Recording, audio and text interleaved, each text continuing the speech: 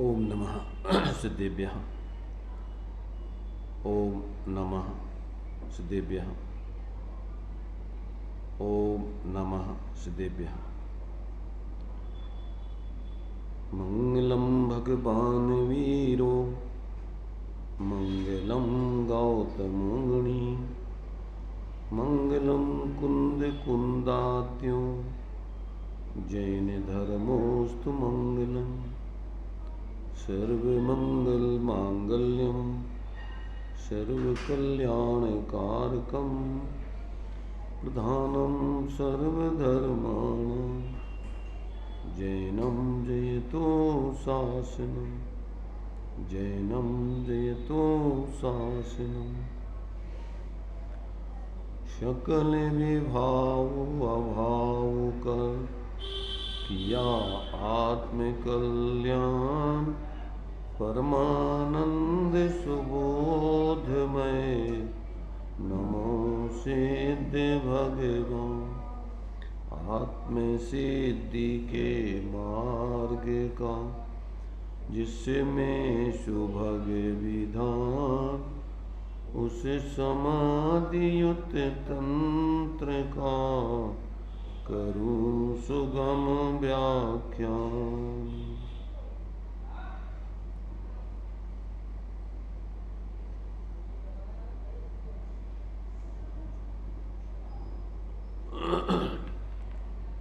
59 number का कलश अपना चल रहा है, श्लोक चल रहा है 59 नंबर का।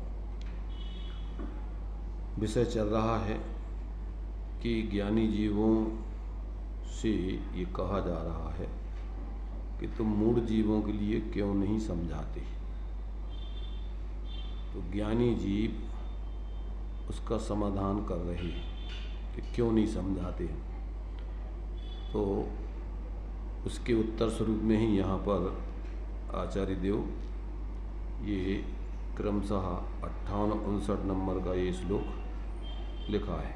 तो ये 58 नंबर के श्लोक में भी उन्होंने अनेक युक्तियाँ दे करके और ये बात सिद्ध की थी कि मूढ़ों को समझाना वस्तु स्वरूप से बाई है, इसलिए व्यर्थ हम परिश्रम नहीं करते हैं। इसलिए हम इस प्रकार का जो कार्य होने लायक नहीं है उस कार्य को करना समझदारी का कार्य नहीं है, समझदारों का कार्य नहीं है, इसलिए हम ये कार्य नहीं करते। उसी बात को फिर कहते हैं यहाँ पर 59 नंबर के श्लोक में, यद बोधयतु मिच्छामि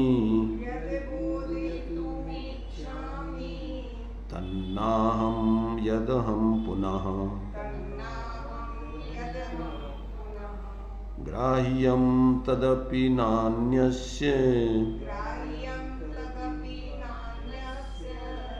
तत् किमन्यस्य बोधये। जिसको बताना चाहता वह नहीं मैं जीव हूँ, वह अन्य से अग्राही, तब फिर अन्य को क्या बोध दूँ।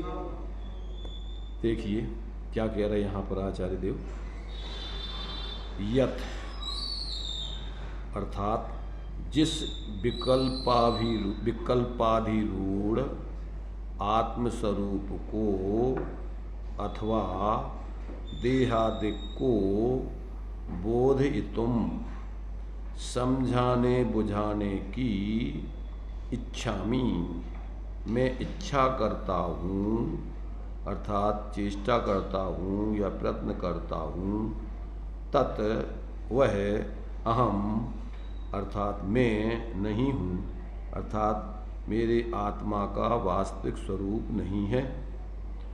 पुनः और यत जो ज्ञानानंदमय स्वयं अनुभव करने योग आत्मस्वरूप अहम मैं हूँ, तदपि वह भी अन्यस्य दूसरे जीवों के ग्राह्यम न उपदेश द्वारा ग्रहण करने योग्य नहीं है। वह तो स्वासंवेदन के द्वारा अनुभव किया जाता है। तत् इसलिए अन्यस्य दूसरे जीवों को किम बोधये, मैं क्या समझाऊं। क्या कहा इसमें कि जिस विकल्पाधिरूढ़ आत्मस्वरूप को अथवा देह को बोधितुम समझाने बुझाने की इच्छा में, यानी मैं इच्छा करता हूँ, चेष्टा करता हूँ, यानी जो सामने वाला जीव है विकल्पाधिरूढ़ है और बाहर में दिख रहा है वो शरीर है उसका। अब मैं उस विकल्पाधिरूढ़ जीव यानी उस विकल्पोमय जीव को और उस शरीर को यदि मैं समझाने की चेष्टा करूं, समझाने बुझाने के लिए मैं प्रयत्न करता हूं, तो वह मैं नहीं हूं, अर्थात आत्मा का वास्तविक स्वरूप नहीं है। मैंने हम जिसको समझाना चाहते हैं तो वो तो बहुत अंतरंग में है, ज्ञानानंद स्वरूप है, निर्विकल्प है। और जो विकल्पात्मक दिखाई दे रहा है और माने जो विकल्पाधिरूढ़ है अर्थात आश्रव भाव रूप जी प्रवृत्ति हो रही है जिसमें, या बाहर का जो शरीर दिख रहा है, तो कहते हैं अब हम उसको उसको हम समझा नहीं सकते।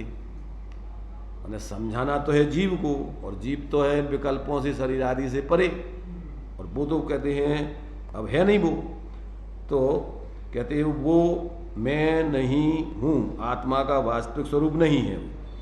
और यत जो ज्ञानानंदमय स्वयं अनुभव करने योग्य आत्मा का स्वरूप है अर्थात मेरा यथार्थ स्वरूप है, वह भी दूसरे जीवों के ग्राह्यम न, माने उन दूसरे जीवों के लिए उपदेश द्वारा ग्रहण करने योग्य नहीं है। वह तो स्वासंवेदन के द्वारा अनुभव किया जाता है। इसलिए दूसरे जीवों को किम बोधये, मैं क्या समझाऊं। देखो यहाँ इन्होंने जो भावार्थ दिया है, इस भावार्थ में इसका खुलासा है। इस भावार्थ को पहले पढ़ते हैं, टीका बाद में पढ़ेंगे। भावार्थ है मूढ़ात्मा को आत्म स्वरूप का बोध देना व्यर्थ है। इसका कारण बताते हुए ज्ञानी कहते हैं कि मैं अन्य को शब्दों द्वारा आत्म स्वरूप समझाना चाहूं तो विकल्प राग उत्पन्न होता है, और राग आत्मा का शुद्ध स्वरूप नहीं है, अर्थात शब्दों द्वारा आत्मा का स्वरूप नहीं समझाया जा सकता। तथा जो आत्मा का वास्तविक शुद्ध स्वरूप है वह अन्य को शब्दों द्वारा समझ में आवे वैसा नहीं है। वह तो केवल स्वासंवेदन से ही अनुभव में आवे वैसा है। इसलिए अन्य को उसका बोध करना व्यर्थ है। आत्मस्वरूप स्वसंवेदन गोचर है। वह शब्दों के द्वारा अथवा विकल्प के द्वारा अन्य को समझाया जा सके वैसा नहीं है। तो दूसरे शब्दादि बाह्य साधन से वह कभी समझ भी नहीं सकते। जैसे मैंने स्वसंवेदन से आत्मा का अनुभव किया है, वैसे ही अन्य भी स्वसंवेदन से ही उसका अनुभव कर सकते हैं। इसलिए अन्य को आत्म स्वरूप का बोध देने का विकल्प छोड़कर स्वरूप में सावधान रहना ही योग्य है। पुत्र सुपुत्र तो काधन संचय, पुत्र को पुत्र तो काधन संचय, वही स्थिति है इसमें कि आत्मा स्वाद संवेदन गम है।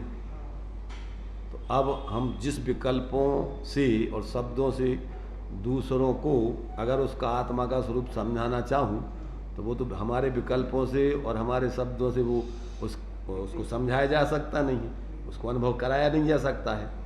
और हम भी जिस हम अपने स्वसंवेदन अपने आत्मा का अनुभव कर रहे हैं तो हम अपने स्वसंवेदन ज्ञान से कर रहे हैं। तो इसलिए कहते हैं हमें दूसरों को समझाने का विकल्प व्यर्थ है, अपने स्वरूप की साधना में ही लगना ये समझदारी का काम है। इसलिए व्यर्थ के विकल्प छोड़ के हम अपनी साधना में लगते हैं आचार्य। हैं?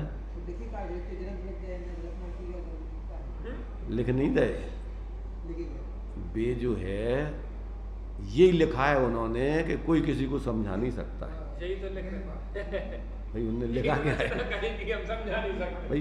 यही लिख दिया। अभी उनको क्या है, अभी पूर्ण निर्विकल्प हो नहीं पा रहे, तो विकल्प आते हैं तो वो विकल्पों में जो यथार्थता है वही तो बताएंगे, झूठी बातें तो बताएंगे नहीं। तो जो यथार्थता है वो बता रहे कि भैया हम तुम्हें तुम्हारे स्वरूप का अनुभव करा नहीं सकती, हम अपना अनुभव भी हम अपने स्वसंवेदन ज्ञान से कर सकते हैं, और तुम हमारे लिए जान नहीं सकते कि हम जैसा आत्मा का अनुभव कर रहे हैं, तो हमें समझ नहीं सकती।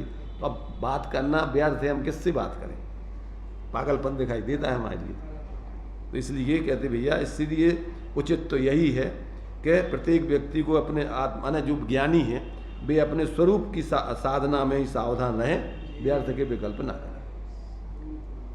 बताओ कौन किसको समझा सकता? अगर समझाने की व्यवस्था हो तो समुद्र में एक एक भगवान सबको ही समझा दें, तो व्यवस्था समझाने की तो है नहीं। अब जो जीव समझते हैं सो वो इसी तरीके से समझ करके व्यर्थ के विकल्प छोड़ करके वे अपने ज्ञान को अंतर्मुख करके और अपने स्वसंवेदन से अपने आत्मा को अनुभव कर लेते हैं। जब ये बात समझ लेते हैं कि बाहर में अपना कुछ है नहीं, और एक द्रव दूसरे द्रव का कुछ करता धरता है नहीं, एक द्रव दूसरे द्रव का कुछ स्वामी है नहीं, भोक्ता है नहीं, तो हम व्यर्थ की इतनी जो है फालतू के विकल्प कर करके परेशान हो रहे हैं सुखी होने के लिए, काय को हो रही है?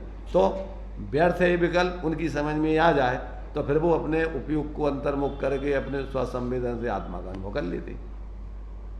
ऐसा समझाने बताने पर उनको ये समझ में आ जाता है कि हमारा भी बाहर में ये सारे विकल्प और बाहर में सुख की खोज के लिए दौड़, ये हमारी मूर्खता का काम है, अविवेक है, इससे आज तक कोई सुखी नहीं हुआ, हम भी नहीं हो सकती। तो जिसकी ऐसी समझ में आ जाता है तो वो भी विकल्प छोड़ करके अंदर में अपने ज्ञान को अंतर्मुख करके अपने स्वसंवेदन कर लेता है। ये इतनी सी माने अपनी बात बता रहे, माने सबकी बात बता रहे, यही सबकी विधि, यही सबकी बात है। सबके जीवन में भी यही समस्या है कि प्रत्येक व्यक्ति सोच रहा है कि हम कोई हमें सुखी कर देवे, हम किसी को सुखी कर देवे। क्या है बताओ? अपन 24 घंटे इधर उधर ताकते झांकते रहते, या दूसरों को क्या करते हैं, दूसरों को प्रश्न करते रहते हैं कि ऐसा हो जाए, इसको ऐसा कर दूं, ऐसा कैसे कर दूंगे? भाई दूसरों को समझाने की व्यवस्था है नहीं, और दूसरों के द्वारा अपन को समझने की व्यवस्था है नहीं, तो अब क्या काम रह गया? न दूसरों को समझाने का विकल्प करो और न बाहर से कोई अपेक्षा रखो, और अंदर में अपने सहज निरपेक्ष होकर के अपने सहज निरपेक्ष स्वरूप का निरपेक्ष होकर के सहज अनुभव करो, इसमें शांति और तो कुछ है नहीं। तो जिसकी समझ में ये बात आ जाती है वो व्यर्थ के ऊहा पोए के विकल्प छोड़ करके सहज अपनी आत्माराधना करता है, और ऐसी सहज आत्माराधना करके सबको यही समझाता है कि भैया कहीं बाहर में कुछ नहीं होना, तुम्हें हम समझा नहीं सकते, और बाहर से किसी को कुछ मिलता नहीं, समझने की व्यवस्था नहीं। जो समझेगा वो अपने से अपने में ही समझेगा। इसलिए ये समझ लो कि तुम व्यर्थ में दूसरों से समझने का प्रयत्न छोड़ करके अपनी समझ को अपने समझ स्वरूप में जोड़ दो, बस तुम्हें समझ में आ जाएगा। समझने का विकल्प बस इतना सा काम है। इतनी बात जिसकी समझ में आ जाती है, अब इतने जीव हैं संख्या तो 53 हैं, वे क्या कर रहे हैं? उधर जो है 2.5 द्वीप से बाहर जो है इतने असंख्यात द्वीप हैं, उसमें असंख्यात 53 हैं। सम्यक दृष्टि, छायक सम्यक दृष्टि भी है, स्वयंभू लवण समुद्र आदि है, उनमें असंख्यात हैं। अब वे कर क्या रहे? न दूसरों से समझने की अपेक्षा रख रहे, न दूसरों को समझा रहे, अपने समझ से अपनी आत्माराधना कर रहे। साधना आराम से मोक्ष मार्गी बने आराम से, ना कहीं किसी से लेना है, ना किसी को कुछ देना है। अब वहाँ से निकलेंगे और बढ़िया जो है अच्छी ऊँची मनुष्य पर्याय में आकर के जहाँ समूषण आदि है वहाँ, मैंने अभी तो स्वर्ग जाएंगे, वहाँ से सम्यक दृष्टि है तो वहाँ से समूषण में जाएंगे देव बन के, वहाँ सुनेंगे, और इसके बाद में साक्षात तीर्थंकरों के सानिध्य में जाके अपने स्वरूप आराधना करके मुक्त चले जाएंगे। अरे ये सब पागलपन की स्थितियां हैं। आदमी ने जितनी सुख सुविधाएं जुटाई हैं उतना ज़्यादा परेशान है आदमी। ये बाहर में जो सुविधाएं हैं वे अंदर में समाने को है कि विकल्पों का कारण है। ये सब जितना ज़्यादा इनमें व्यक्ति उलझता है उतने ज़्यादा विकल्प खड़े होते हैं कि अंदर में निर्विकल्प स्वरूप की आराधना होती। ये तो सब आदमी की भ्रमणा है और मजबूरी समझो कि अब क्या है कि वर्तमान में श्रेणी चढ़ के कोई केवली बनता नहीं है। ज़्यादा से ज़्यादा सम्यक दृष्टि होगा, पंचम गुण स्थानवर्ती होगा, या ज़्यादा से ज़्यादा छठम सप्तम गुण स्थानवर्ती। इसके बाद आगे तो अभी श्रेणी चढ़ने की व्यवस्था नहीं। तो अब बाकी विकल्पों में अब क्या करना, तो विकल्पों में यही करना, विकल्पों में सम्यक विचार छोड़ना, सम्यक विचार करके और अपने सहज स्वरूप के नज़दीक बने रहना। पर क्या करता भोक्ता आदि आदि जो अपन को भाव ना आवे कि अपन व्यर्थ के जो है बाहर में उलझ जाएं, पर का स्वामित्व करते थे एकत्र मत आदि पैदा ना हो, वो ही अपन जो है सोचते रहें, वो ही अपन दूसरों को ही बताते रहें, तो अपन अपने स्वरूप के नज़दीक बने रहेंगे और बीच बीच में विकल्प तोड़ के निर्विकल्प होकर स्वरूप की अनुभूति करते रहें। तो ये सम्यक विकल्प और सहज निर्विकल्प स्वरूप की साधना, साधकों के जीवन में दो ही काम रह जाते हैं, सम्यक विचार और सम्यक स्वरूप का आश्रय करके निर्विकल्प इंद्रियानंद भोगना। और क्या करें अभी, तो उनका 24 घंटे बस एक ही काम चलता है कि बाहर में जब विकल्प में आते हैं तो यही सोचते हैं कोई किसी का कर्ता धरता नहीं, सब अपने अपने अपने अपने कर्ता भोगता है, अपने स्वरूप में रहते हैं, कोई किसी में जाता नहीं आता नहीं, किसी को कुछ देता नहीं लेता नहीं। व्यर्थ के अज्ञान दशा में जीव जो है बाहर का लक्ष्य करके परेशान है। तो अब जो पात्र जीव होते मूढ़ों को तो समझाते नहीं, जिनकी बहुत स्थूल बुद्धि है, बहुत बाहर में कर्तृत्व स्वामित्व है, और जो सच्चे स्वरूप को समझते ही नहीं, धर्म के ऊपर जिनको श्रद्धा ही नहीं, और जो कुगुरु कुदेव को शास्त्र आदि बहुत विपरीत बहिर्मुखता वाले माने निमित्तों में पड़े हुए हैं, तो ऐसी गृहीत मिथ्यादृष्टि तीव्र कसाईयों को कौन समझाए। इसलिए उनसे मध्यस्थ रहते हैं। जो कुछ मंद कसाई पात्र जीव होते हैं, कदाचित भाव आता है तो अपनी स्वयं की साधना करते हुए उनको भी ये मध्यस्थ राशि बता देते हैं बस। अब उनकी अगर होनार अच्छी है तो वो ये समझ करके अपने से जुड़ जाते हैं, और अगर उनकी कसाएँ तीव्र हों तो अभी योग्यता ठीक नहीं है तो अब भी अगर समझें और संस्कार डालें तो यहाँ नहीं आगे कर लेंगे, क्योंकि शांति तो मिलना है निर्विकल्प होने में, अकर्ता स्वभाव की आराधना में, बाहर के कर्तृत्व स्वामित्व रखने में तो परेशानी के अलावा कुछ है नहीं। तो ज्ञानियों का एक ही काम है कि वो सहज ऐसे अकर्ता स्वरूप की आराधना करते हैं और दूसरों को यही बताते हैं कि भैया कोई किसी का कर्ता धरता नहीं। अब यही आचार्य देव अनेक प्रकार से अनेक दृष्टिकोणों से कभी अस्थि से स्वरूप बताते हैं, कभी नास्ति से निश्चित करते हैं कि भैया ये नहीं कर सकता कोई, ये नहीं कर सकता, ये सब अपना स्वरूप नहीं, ये सब अपना काम नहीं, ये सब अपना काम नहीं, ये हमारा काम नहीं। प्रत्येक जीव का काम तो ये करे, ये करे और ये नहीं करे, अस्थि और नास्ति दो ही तो काम है। भाई अपने लिए जो है प्रत्येक जीव का स्वरूप ये है और ये नहीं है, इतना से तो काम ही है, ये करो ये नहीं करो, ये उपादेय है, ये तुम हो ये तुम नहीं हो, चार तो बातें ही, तुम ये हो और ये बाहर में सब तुम नहीं हो, और ये तुम्हें करने लायक है और ये सब बाहर के विकल्प करने लायक नहीं है। टोटामल जी इतने तो लिखा है कि बस जो लोग ज़्यादा क्षय उपसम ज्ञान नहीं है जिनको, तो इतनी चार बातें बताओ उनको कि ये मैं हूँ, ये पर हैं, ये भाव अच्छे हैं, उपादेय है, ये भाव बुरे हैं, छोड़ने लायक, बस इतना सो काम है धर्म में। इतनी बात जिसकी समझ में आ जाए बस उसका जीवन आनंदमय हो जाएगा। अब ये नहीं समझे, अब दुनिया के विकल्प करता रहे, तो करते रहो ना, आदिकाल से कर ही रहे। पहले जातम ज्ञान में ना सुख लेस न पायो, 11 अंगनों पूर्व तक का भी क्षय उपसम में धारणा में भरे रहो, विकल्प करते रहो, दौड़ लगाना है लगाते रहो, दुनिया में मिथ्या दृष्टियों के सानिध्य में नेतागिरी करना है तो करते रहो, एक दूसरे की झूठी प्रशंसा करते रहो, अहो रूपम अहो सर्वम वाली, कि तुम वे उनकी प्रशंसा करें, वे तुम्हारी प्रशंसा करें, दो ही एक ही से मूड ही मूड। कभी कभी उनकी कसायों का पोषण नहीं हो तो आपस में लड़ो झगड़ो, फिर और क्या कर सकते इसमें। तुम उनकी टांग खींचो, वे तुम्हें नीचा बतावेगी सोचो, तुम उनको नीचा बतावेगी सोचो। अब ज्ञानियों का तो ये काम है नहीं फालतू के विकल्प करने का, वो तो अपने शांति से जीते हैं और जहाँ तीव्र कसाएँ होती हैं वहाँ मध्यस्थ रहते हैं, और इनमें कहीं उनको कोई रुचि है नहीं, जान लेते हैं क्या करना। माध्यस्थ भावम विपरीत वृत्तम, तीव्र कसाई है, विपरीत बुद्धि है, अहंकार ममकार दिमाग में बैठा हुआ है, अब उनको कौन समझाइए। तो कह रहा है कि मूढ़ों को समझाएं हम कैसे। समझ में नहीं आई, थोड़ी सुनी पड़ी है ज्ञानी थे जो संशयवाद कह दिए, याद वाक्य है कितने जो कौन विवेकानंद है, हमने पढ़ा सुना होगा, कौन नहीं किया संशयवाद कह दिए, संशयवाद नहीं नहीं मतलब क्या है, देखो हम बताएं, अपन को ये बताया एक मिथ्या दृष्टि के अनंत मत होते हैं। कभी क्या कहेगा, कभी क्या कहेगा, कभी एक जैसे भाव तो रहते नहीं, मिथ्या दृष्टि के तो हमेशा भाव बदलते रहते, इसलिए उनका कुछ नहीं है, सब कोई ठिकाना नहीं।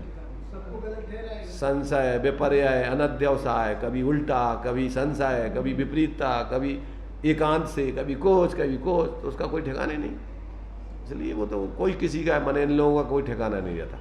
अब वो एक एक मत पकड़ करके तीव्र कसायों में अगर आ गए हैं तो एकांत पक्ष विशेष होगा वो, अन्यथा तो उपयोग में स्थिरता तो रहती नहीं उनके, कभी कुछ कभी कुछ कभी कुछ कभी कुछ करते ही रहते। ज्ञानियों को तो इनमें कोई भ्रांति है नहीं, कोई रस है नहीं। अब जिनमें अभी जिनकी रुचि नहीं है तो उनसे चर्चा करना नहीं, उनको क्या बोला जाना, जीव नाना कर्म नाना लब्धि नाना विद कही अतएव वर्जित बाध है निज पर समय के। सब जीवों के उदय अलग अलग हैं, क्षयुप संभाव अलग अलग है, जीव सब अलग अलग है, उनकी पात्रताएँ अलग अलग हैं। अब इसलिए विषम बात तो कोई से करने की जरूरत नहीं है। अपन को देख लो कि भैया जी जो है इनको समझने में मान्य तो है नहीं है, नेतागिरी करने हैं भैया, हम नहीं समझते, कहते हैं हम नहीं समझते भैया ज़्यादा, और कहीं जो समझदार हुआ समझेंगे। तो ये जो है देखिए टीका में बताया इन्होंने, जिसका अर्थात विकल्पाधिरूढ़ आत्मस्वरूप का अथवा देहादिक का मैं बोध कराना चाहता हूँ। ये तुम्हारा भावार्थ तो इनको पूर्व भाव नहीं भाव दो।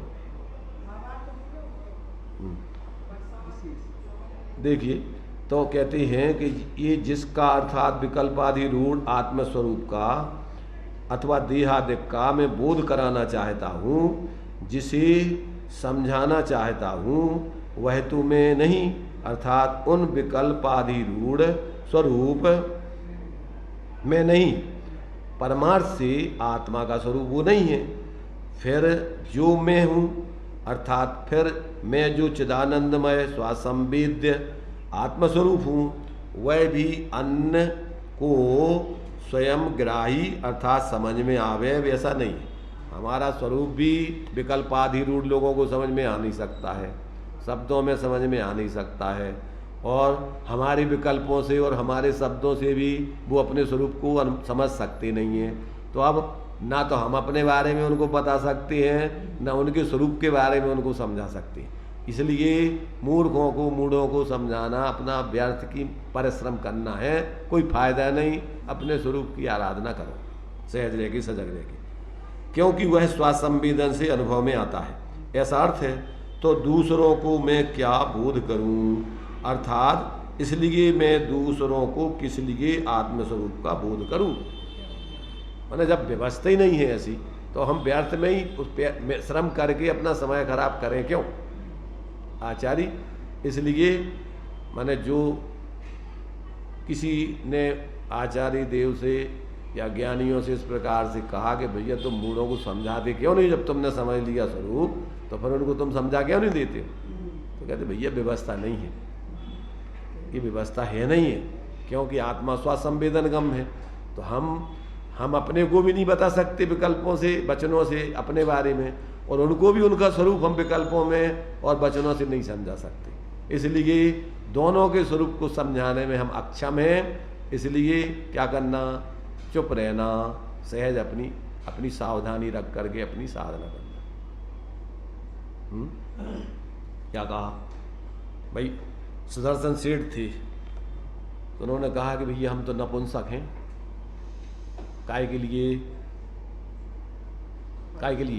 हम अपने पुत्र करने के लिए तो पुरुष हैं, पर दूसरों के बच्चों को पैदा करने के लिए हम नपुंसक हैं। तो ऐसे ही प्रत्येक आत्मा अपने स्वासंवेदन करने के लिए तो वो समर्थ है, परंतु अपना स्वरूप दूसरों को बता देवे और दूसरों को उसका स्वरूप समझा देवे, ये व्यवस्था है नहीं। ऐसा ज्ञानी समझ करके सहज आनंद भोगते हैं, व्यर्थ के विकल्पों में नहीं पड़ते। तो ये जो है यहाँ उसी बात को जो है इन्होंने भावार्थ में भी लिया है कि मूढ़ात्मा को आत्मस्वरूप का बोध देना व्यर्थ है, क्यों व्यर्थ है इसका कारण बताते हुए ज्ञानी कहते हैं, क्या कहते हैं कि मैं अन्न को शब्दों द्वारा आत्मस्वरूप समझाना चाहूँ तो विकल्प अर्थात राग उत्पन्न होता है, और राग आत्मा का शुद्ध स्वरूप नहीं है, अर्थात शब्दों द्वारा आत्मा का स्वरूप नहीं समझाया जा सकता, विकल्पों से भी नहीं समझाया जा सकता और शब्दों में भी नहीं समझाया जा सकता, क्योंकि समझाने का भाव विकल्प है, राग है, और जो शब्द वर्गणाएं निकलती हैं वे हमसे भिन्न है, तो इसलिए वो निमित्त नैमित्तिक संबंध से कि हम शब्दों से समझाना चाहें अर्थात विकल्प करके समझाना चाहें तो वो शब्दों के माध्यम से ही तो निमित्त नैमित्तिक संबंध से समझाएंगे, क्योंकि जो अपने लिए तीर्थ के अंतर्गत वचनों में क्या है, वाचक वाच्य नियोग संबंध होता है। कौन सा संबंध होता है? वाचक वाच्य नियोग संबंध है। उनमें जो व्यवहार व्यवस्था है उसमें वचन वाचक हैं और अर्थ वाच्य है। जिन अर्थों को द्रव्य गुण पर्यायों को समझाया जाता है वो वाच्य है व्यवहार से। परमार्थ से तो प्रत्येक वस्तु स्वतंत्र है, वो एक दूसरे को एक दूसरे का ज्ञान आदि नहीं करा सकते, परंतु ये निमित्त नैमित्तिक संबंध की तीर्थ की व्यवस्था है। तो उन वचनों से अब इसलिए नयों के 3 भेद बतलाए मुख्य में, एक शब्द नय, एक अर्थ नय, एक ज्ञान नय। नय माने क्या है? दृष्टिकोण। तो जैसे आत्मा, अब अपन को जीव के स्वरूप को या आत्मा के स्वरूप को समझाना है तो शब्दों में अपन उसको नामकरण कर लिया उस वस्तु का। अब उसका कोई नाम नहीं है, ये निक्षेप है 4, नाम, स्थापना, द्रव, भाव, तस्तन्यासा। और निक्षेप किसे कहते हैं? सम्यक ज्ञान के माध्यम से लोक व्यवहार चलाने के लिए जो क्या किया जाता है, जो अपने लिए आरोप करके निमित्त नैमित्तिक संबंध आदि से जो आरोप करके अपने लिए 4 प्रकार के जो निक्षेप बनाए जाते हैं वो अपने लिए क्या है, सम्यक ज्ञान के अंतर्गत वो निक्षेप हैं, एक लोक व्यवस्था के लिए है। तो उसके माध्यम से नाम, स्थापना, द्रव्य, भाव, तस्तन्यास। तो ये नाम, तो अपन ने एक नाम रख दिया किसी का, सब द्रव्यों के नाम, इसी प्रकार किसी वस्तुओं के जो भी नाम रखे जाते, अभी जितनी ये तुम्हारे से आती हैं लहरें महरें, अपन ने उसके नाम रख देते, जिस देश से निकलती है उस देश वाले जो नाम रख देते उसका वो सुनामी आ गई, फलाना हो गया, कोरोना आ गया। अब ये क्या है, सब नाम रखे जाते हैं, उनकी संख्या रख दी, फलाने फलाने नंबर का है। तो ये अपन उसी, क्योंकि अब ना तब बताओगे कैसे दूसरों, तो ये आपको लोक व्यवस्था की दृष्टि के अंतर्गत आपको नाम निक्षेप कर दिया उसका। ऐसे ही अपन ने आत्मा नाम के अर्थ को समझाने के लिए अपन ने उसका शब्द में नामकरण कर दिया आत्मा अथवा जीव। इसके बाद ये शब्द हो गया आत्मा या जीव। अब अपने लिए इस शब्द के माध्यम से जिस अर्थ को समझाना है, अर्थात ज्ञान आदि को लिए अमूर्तिक प्रदेशों का पुंज, प्रसिद्ध ज्ञान आदि गुणों का धारी, अनादि निधन वस्तु जो है वो जीव है, प्रत्येक जीव। तो अब अपन को वो उस शब्द से उस अर्थ को बताने के लिए अपन ने नामकरण किया। वो अब वो जाना जाएगा ज्ञान में। भाई शब्द जानते नहीं हैं, भाई शब्द तो जानते नहीं हैं, अब ज्ञान जानता है, तो अब ज्ञान में ही वो दृष्टिकोण। तो पहले तो अपन ने जिस शब्द के माध्यम से उस अर्थ को समझना है उस तरह उपयोग ले जाएंगे, उस शब्द को जानने वाला ज्ञान कहलाएगा शब्द नए। नए ज्ञान में होते हैं, सम्यक ज्ञान का अंश है वो। तो अपन ने उस जीव नाम के अथवा आत्मा नाम के शब्द की तरह उपयोग ले गए तो वो कहलाएगा शब्द नए। अब वो शब्द अपन को किसी अर्थ को बताने के लिए अपन ने उसके लिए उपयोग में लिया है, तो उस शब्द से अपन उस ज्ञानात्मा को, उपयोग आत्मा को, समूर्तिक प्रदेश आत्मा, ऐसे उस अनादि निधन वस्तु की तरह अपन, अब चूंकि सामान्य से सविकल्प दशा में समझेंगे, और यदि अपने आत्मा को समझना है तो फिर अपन अपने ज्ञान लक्षण से लक्षित अपने ज्ञान को अपने अंदर में उस अमूर्तिक आत्मा की तरफ जोड़ेंगे, तो वहाँ आत्मा का अपन को अनुभव होगा। अभी तो परोक्ष ज्ञान में पहले निर्णय करो, आगम का सेवन, युक्ति का अवलंबन, पर गुरुओं का उपदेश और फिर स्वानुभव, निज वैभव का जन्म तब होगा। तो पहले तो अपन ने आगम से सुना, फिर अपनी बुद्धि से युक्ति तर्क लगा करके उसका निर्णय किया, फिर और ज्ञानियों से उसके बारे में सुना समझा, और फिर कह रही ये जो अपने अंदर जानपना हो रहा है निरंतर, अभी जो पर लक्ष्य करके अपने ज्ञान को अपन जानने में लगा रहे हैं, वो अंदर जानने वाला अपना आत्मा है। तो अपन अपने उस ज्ञान को बाहर के विकल्पों से हटाकर और अंतर में अपने उस ज्ञान को जिसका वो ज्ञान है, जिसमें वो आत्मा व्याप रही है, ज्ञान की प्रतिपल उठे तरंग झांकता उसमें गुण पर्याय व द्रव्यम। आत्मा कहाँ रहता है? अपनी ही गुण पर्यायों में व्यापता है, अपनी ही प्रदेशों में रहता है। तो अपने ज्ञान में जो प्रतिक्षण अवस्था हो रही है ज्ञान की, वो ज्ञान गुण है, और उस ज्ञान गुण में और ज्ञान की पर्याय में आत्मा व्याप रहा है, क्योंकि आत्मा गुण पर्याय व द्रव्यम। द्रव्य कहाँ रहता है? गुण पर्यायों में ही द्रव्य व्यापता है। तो ऐसा अपन उस ज्ञान की पर्याय को अंतर्मुख करके, और ज्ञान जो ज्ञान की पर्याय और जो ज्ञान है, और इस ज्ञान में ऐसे अनंत गुणों का स्वरूप आत्मा है। एक एक गुण में अनंत गुणों का रूप माने द्रव्य रहता है भाई, एक एक गुण कोई अलग अलग तो है नहीं। और पर्याय चूंकि गुणों की अवस्था है, तो वो गुणों की अवस्था में भी गुण ही व्यापते हैं। तो उन गुणों में उस गुण की अवस्था जो परलक्षी अपना उपयोग चल रहा था, उसको अपन, क्योंकि स्वपर प्रकाशी ज्ञान है और छदमस्त का उपयोग एक समय एक कोई ग्रहण करता है, तो अनादिकाल से पर लक्ष्य कर करके अपन अपने स्वरूप को भूले हैं। तो अब जब अपन को अपने स्वरूप को समझना है, तो वो जो आचार्य कह रहे हैं कि भैया हम अपनी आत्मा को स्वसंवेदन से अनुभव कर रहे, तो हम अपनी आत्मा को अब शब्दों में तो बता नहीं सकते दूसरों। अब ये परमार्थ की बात चल रही, व्यवहार में तो समझाते ही हैं, क्योंकि यदि अपन इसका सर्वथा लोप कर दें तो क्या होगा कि तीर्थ की व्यवस्था खत्म हो जाएगी। तो फिर परस्पर में उपदेश आदि देना और जो वस्तु परमार्थ समझने की व्यवस्था है व्यवहार से, वो खत्म हो जाएगी सर्वथा। तो वो फिर सर्वथा नहीं करना।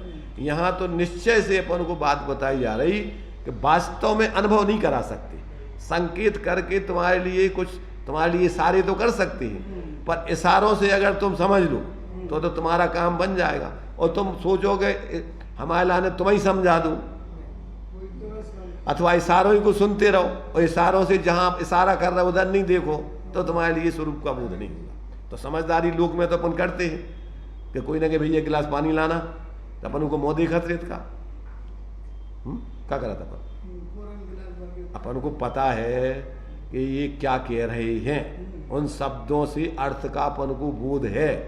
फौरन अपन गिलास पानी भरेंगे, गिलास उठाएंगे और शब्द से अर्थ पर जाएंगे, और प्रयोजन जो है उसको पानी प्यास लग रही है लाके पानी देंगे और वो अपना प्रयोजन साध लेगा। ऐसे ही इन शब्दों से अपन अपना प्रयोजन साधें तो समझदार हैं, और अकेले शब्दों में उलझते रहें और शब्दों में ही अपने हिसाब किताब लगा के संतुष्ट हो जाएं, तो मूर्खता का काम है। फिर तो भाई दूसरे तुम्हें शब्द बत कह रहे और तुम शब्दों को सुन के और अकेले रह गए। जैसे सामने वाले से एक गिलास पानी लाना, अब वो सुन लो ठीक है, अब पानी ले आए नहीं तो क्या कहेंगे अपन। इसलिए कान्जी स्वामी बार बार समझे ना कहाँ, बार बार पूछते समझ में आया कछु के नहीं, बराबर बराबर बराबर बराबर कहा समझ में आया बराबर तुम्हारी। अरे समझ में आ गया होता तो तुम बोलता क्या, तू समझ में आ गया होता तो स्वरूप में समा के आनंद भोग रहा होता। तो वो तो देख रहा है परीक्षा करके कि समझ में आए। अभी निहाल भाई की समझ में आ गया तो वे आई नहीं, भी उतना ही रह गए अपने, क्या लगे हमारे तो तहीं आ गया था, इतना ही हमारे स्वामी जी आ गए हमारे अंदर, अब हमें कहूँ नहीं जाने समझाने सुनने के लाने। तो उनको समझ में आ गया कि ये व्यक्ति समझ गया, इसकी समझ में आया, और बाकी जो कह रहे बराबर बराबर की कभी समझ में नहीं आई। तो वे उनकी कही कि ये हमसे इतना बैरागी कि वो यहाँ भी आने के लिए उसको जरूरत नहीं पड़ रही है, ये व्यक्ति बहुत जल्दी हमसे भी पहले मुख चला जाएगा। समझ लिया उनने कि ये समझ गया तो अब इतना समझ में को काम ही कर रहे, समझ गओ तो अपना काम कर रहा हो वो बैठ के आराम से। अब जे इनकी समझ में कछु नहीं आ रहा, बराबर करके बस अपने काम में लग रहा है 24 घंटे। तो मतलब ये है कि लोक में भी शब्दों के वाच्य अर्थ को समझकर जो प्रयोजन साध लेते हैं वे ज्ञानी कहलाते, और जो मात्र इसी में उलझे रहते हैं वे कछु नहीं समझ रहे। तुम्हारे से जब बृहद द्रव्य संग्रह जी अपन ने पढ़ा था तो उसमें शास्त्रों के अर्थ 5 प्रकार से करने की विधि बताई थी। कहा क्या अर्थ होगा उसका? उनने ये कहा कि शब्दार्थ समझ लिया, नयार्थ समझ लिया, मतार्थ समझ लिया, आगमार्थ समझ लिया और भावार्थ नहीं समझा तो कुछ नहीं समझा। अंत में अगर तुमने भाव उसका नहीं अगर ग्रहण किया तो तुम्हारी ये 4 नहीं समझ नहीं जैसे हैं, कछु काम को नहीं। भाव समझ लिया तो काम हो गया, और भाव नहीं समझा तो तुम्हारे भी शब्द पंडिताई तो आ जाएगी पर कल्याण नहीं होगा उससे। विकल्पों में तो उलझे रहोगे, दूसरों को उलझाते रहोगे, पर जीवन में शांति नहीं मिलेगी। इसलिए अपन को जो आत्मा का प्रयोजन है वो आत्मा शब्द, आत्मा अर्थ और आत्मा का भाव भाषण। इसलिए हूँ परमात्मा छू एम निर्णय कर, हूँ परमात्मा छू एम नक्की कर, हूँ परमात्मा छू एम अनुभव कर। अनुभव नहीं किया तो पर तुम्हारा काम कुछ नहीं बना। अंदर में कि मैं वास्तव में ज्ञानानंद स्वरूपी हूँ, ऐसा अनुभव स्वसंवेदन अतीन्द्रिय आनंद भोगते हुए करना। बस इसके बाद जब ने जातम अनुभव आवे तब और कछु न सुहावे। सब गोष्ठी कथा कौतूहल सब कोई रुचि रस नहीं फिर उसको। विकल्पों में आएगा तो तटस्थ होकर के ये सब चर्चा करेगा, पर इसमें रस नहीं। रस तो उसको स्वरूप का आएगा, शब्दों में बोलने में रस नहीं आएगा उसको। काय में रस आएगा? क्योंकि बोलने में विकल्पों में रस है क्या? आकुलता है। विकल्पों में उसको कोई रुचि नहीं है, मजबूरी है उसकी बोलना। आचार्यों की शास्त्रों में उपयोग लगाना, प्रवचन करना, चर्चा करना, शिष्यों को समझाना, ये मजबूरी है, ये उनका धर्म नहीं है। धर्म क्या है? धर्म तो अंदर में अपने स्वरूप का अतीन्द्रिय आनंद भोगना है। तो स्वरूप की परिणति, श्रद्धा, ज्ञान, लीनता तो चल रही है। अब जो विकल्प हैं तो उन विकल्पों में सब काम। इसलिए वो तुम्हारे से शुल्लक धर्मदास जी ने सम्यक ज्ञान दीपिका में कि ये शास्त्र जो है ये हाथी के दिखावटी दांत हैं। जो शास्त्र हैं ये आचार्यों के हाथी के दिखावे वाले दांत हैं। खाने वाले दांत तो उनके ये अंदर में तुम्हें बताने से दिखते नहीं हो बाहर, वो तो उनका अंदर में अपना स्वरूप का भोग कर रहा है उसमें। तो मूल जीवन तो उनका वो है। जो शास्त्रों में विकल्प है, समझाने का भाव है, ये तो उनका बाहरी विकल्प भाव है, ये उनका कोई धर्म नहीं है। अब जिनको बाहर में ही रस रुचि हो तो अभी तो उनकी आत्मार्थी पर नहीं पैदा हो। फिर जिनको अंदर की रुचि, लगन, तड़प पैदा नहीं हुई हो और उसी के लिए जो कुछ करें धर्म का व्यवहार, उसी लक्ष्य से करें, उसी के लिए करें, तो उनका आत्मार्थी पना है। और सिर्फ अकेले पर लक्ष्य से ही करें तो अभी आत्मार्थी पना नहीं है, आकुलता ही आकुलता है। और उनके लिए एक प्रकार से ढोना है। फिर ये क्या और काम में जैसे थकावट होती है ऐसे इन कामों में भी थकावट ही होती है, इसमें कोई शांति नहीं मिलती। और जो पर लक्ष्य के ही पूरा जीवन है, जिनका अंदर में लक्ष्य नहीं है, स्वरूप का अनुभव तो है ही नहीं, तो अब उनके लिए क्या शांति आएगी और आगे के लिए भी पात्रता नहीं पकेगी। अगर उनका लक्ष्य बहिर्मुक्ता का ही है और बाहर में ही अकेले सिर्फ विकल्पों में इसमें ही प्रवृत्ति चल रही, तो अंदर में उनके संस्कार भी सही नहीं बनेंगे। तो जो कदाचित अभी यहाँ अनुभव नहीं कर पा रहे, तो अंदर में उनको तड़प और जिज्ञासा और प्रयत्न उसी के लिए रहता है। काय के लिए कि कैसे, जैसे वो टोडामल जी नहीं सम्यक सन्मुख मिथ्या दृष्टि का, या तो इसी भाव में एक आध भाव में आगे सम्यक प्राप्त करेगा। जब तक उसको जैसी पर्याय में हम बुद्धि है वैसे अपनी द्रव्य में हम बुद्धि नहीं आए, तब तक वो इसी का चिंतन, मनन, घोलन, सत्संग आदि सब उसी के लिए, उसी लक्ष्य से करता है और दूसरा कोई लक्ष्य नहीं उसका। तो ये जो है यहाँ आचार्य देव वास्तविकता ये बता रहे हैं कि भैया देखो, दूसरों को समझाने की व्यवस्था है नहीं। परमार्थ से व्यवहार में तीर्थ की व्यवस्था है तो वो कर ही रहे, पर परमार्थ से दूसरों को कोई समझा नहीं सकता। इसलिए ज्ञानी का मुख्य काम दूसरों को समझाना नहीं। इसके पहले अपन ने पढ़ा था कि वो दूसरों को समझाने का कार्य उनका मुख्य नहीं है। ये पांच पॉइंट इसमें 58 नंबर के श्लोक में अपन ने पढ़े थे।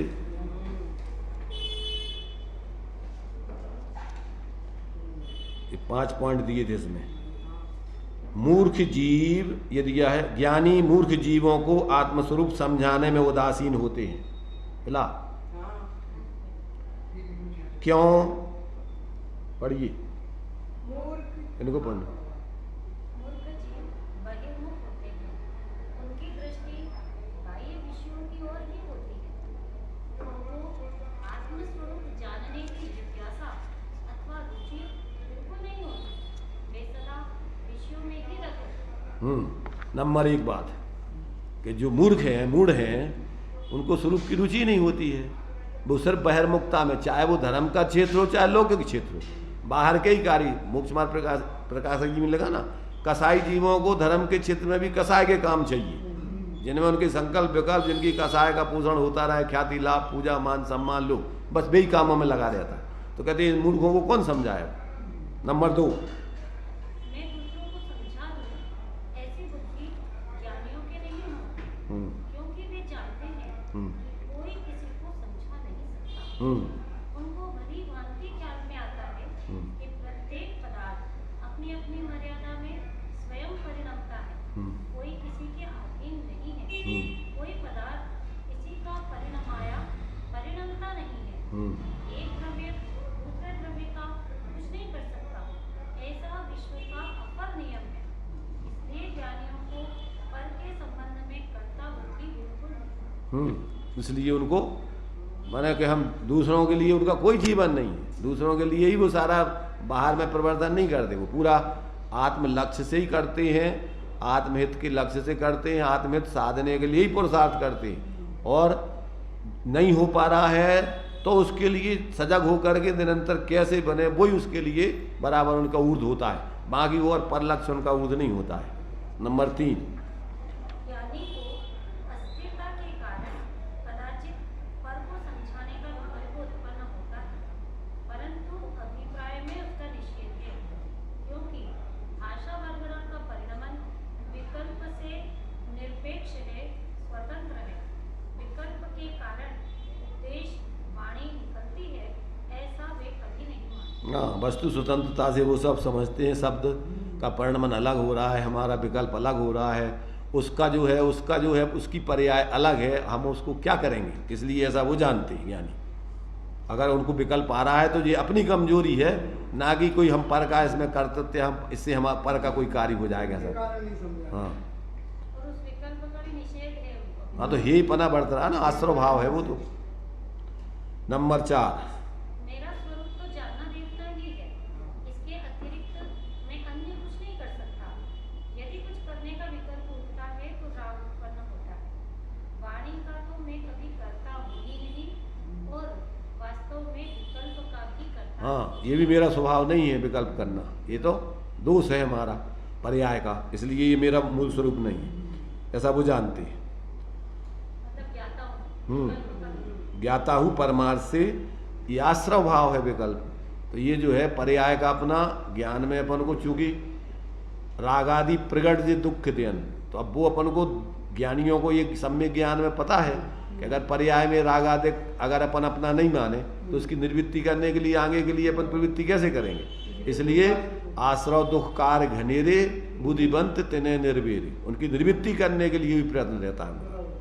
नंबर 5, चैतन्य स्वरूप स्वसंवेदन गम्य है, उसे वाणी या विकल्प द्वारा अन्य को समझाया जा सके वैसा नहीं है। ये भी नहीं है। इसलिए ज्ञानी मुख्यतया अन्य को उपदेश देने की प्रवृत्ति में नहीं पढ़ते। क्या करते? ज्ञानी मुख्यतया माने उनका मुख्य काम दूसरों को समझाना नहीं, मुख्य काम तो अपनी आत्माराधना करना है, सहचर भूत में सहज रूप से कदाचित दूसरों को विकल्प समझाने की स्थिति बन जाए, वो बन जाए, और उसमें भी हेपना, उसमें रस नहीं, स्वामित्व नहीं, कर्तृत्व नहीं, उसमें कोई अहंकार नहीं, उससे कोई अपनी महिमा नहीं, उससे कोई अपनी दीनता नहीं, मानो कोई नहीं मानो। तो ये सब चीज़ें उनके ज्ञान में बढ़ती हैं।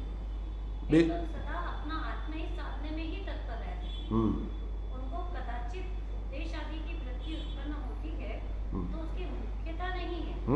उस समय भी उनको चैतन्य स्वरूप की ही भावना अपने के भैया अपन इस विकल्पों में उलझ करके कहाँ अपना कार्य नहीं करके अपन तो अपना ये कार्य करो कि मेरा तो ये है मूल काम। तो इस प्रकार से ये जो है ज्ञानियों के जीवन में ये सारी चीज़ें बढ़ती हैं, इसलिए उनको व्यर्थ के माने पर कर्तृत्व स्वामित्व आदि के भाव जीवन में नहीं चलते, उसमें कोई रुचि भी नहीं, रस भी नहीं। धर्मात्मा हो जाने के बाद तो है ही नहीं, पर आत्मार्थी के जीवन में भी अगर ये धर्मात्मा की जीवन जैसी सजगता नहीं हो तो उसकी धर्मात्मापना प्रकट नहीं हो सकता, आत्मार्थीपना नहीं। तो ये जो है जो ज्ञानियों के जीवन में सहज चलता है वो आत्मार्थी जीव के बुद्धिपूर्वक उनका वो बराबर उसका प्रयत्न करता है, तब जाकर के उसकी स्वरूप आराधना हो पाती है। हाँ, परोपदेश की प्रवृत्ति का विकल्प हाँ कभी आत्महित को नहीं भूलते, इस दूसरों को समझाने का व्यामोह को उनमें उसमें रस में पड़ जाए तो सम्यक दृष्टि मिथ्या दृष्टि बन सकता है। इसलिए ज्ञानी बहुत सजग रह करके इसको नकारते रहते, उससे बचते रहते हैं, जहाँ तक हो उसमें पड़ते नहीं है, क्योंकि बड़ी झमेला है, समझ रहे ना। मूर्खों की जमात में कहाँ कौन किस अर्थ में लगा रहा है, क्या तुमसे ऊट पटांग प्रश्न पूछ रहा है, नहीं समझाओ, लड़ने झगड़ने तैयार है, कुछ भी करने को। इसलिए ज़्यादातर तो वो मध्यस्थ रहना चाहते, कदाचित यदि इसमें पढ़ना चाहें अगर आ जावे तो बहुत सजग रहते। जैसा ये सोचो कि जो व्यक्ति तैर करके नहीं जानता है, पहले तो उसको बचाने जाओ मत, बचाने की भावना तो होती है बच जाए, परंतु बचाने को अगर गए तो समझ लेना कि अगर तुमने बहुत जबरदस्त प्रवीणता तुम्हें तैरने की नहीं होगी तो तुम भी डूबोगे और वो भी डूबेगा।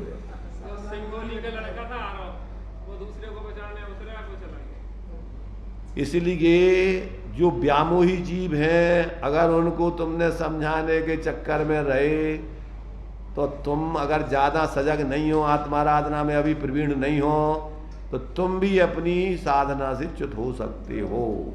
इसलिए बहुत सावधानी, जब ऐसे ऐसे कुतर्की लोग आते हैं कि तुम्हें वो भ्रम में डाल देंगे,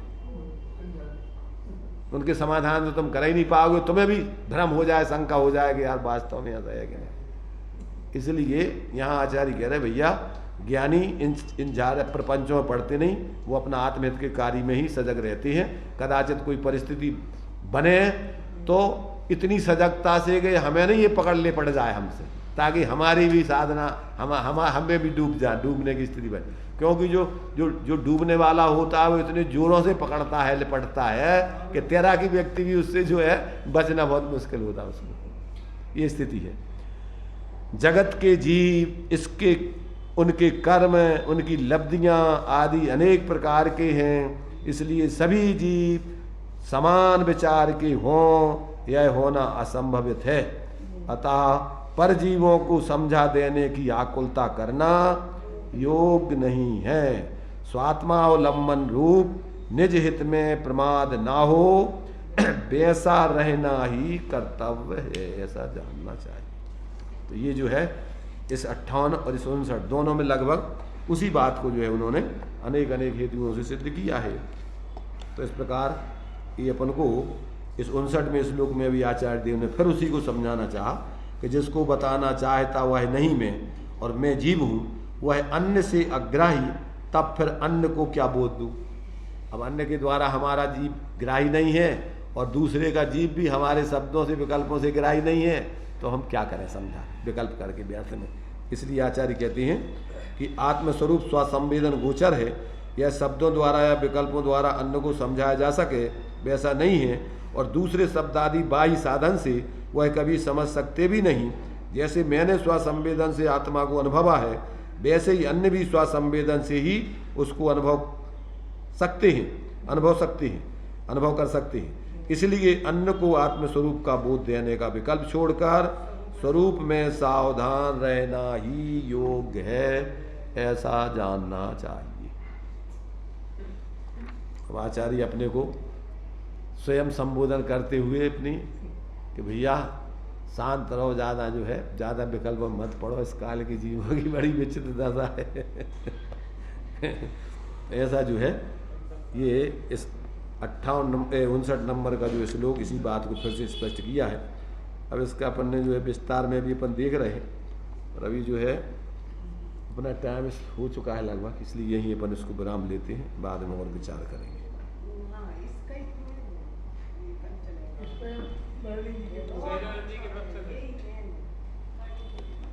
नहीं, इसमें क्या है, बहुत सुंदर तरीके से अध्यात्म के मर्म को खोला उन्होंने, दृष्टांत वगैरह देके, तो सामान्य लोगों के लिए अच्छा है समझने के लिए। उसमें कोई चीज़ समझ में नहीं आए तो अपन उसको स्पष्टीकरण कर दो, मूल तो अपन उसमें ले ही रहे। अब चूँकि क्या है कि उपयोग को तो लोगों के लिए कोई ना कोई अवलंबन चाहिए, छोटी छोटी चीज़ों में जल्दी से उपयोग करके समझ के कहाँ जाए, पाप में 24 घंटे लगे ही हैं, तो थोड़ा विस्तार में उसकी चर्चा करने से लोगों का मन उसमें लगता रहता है। चलो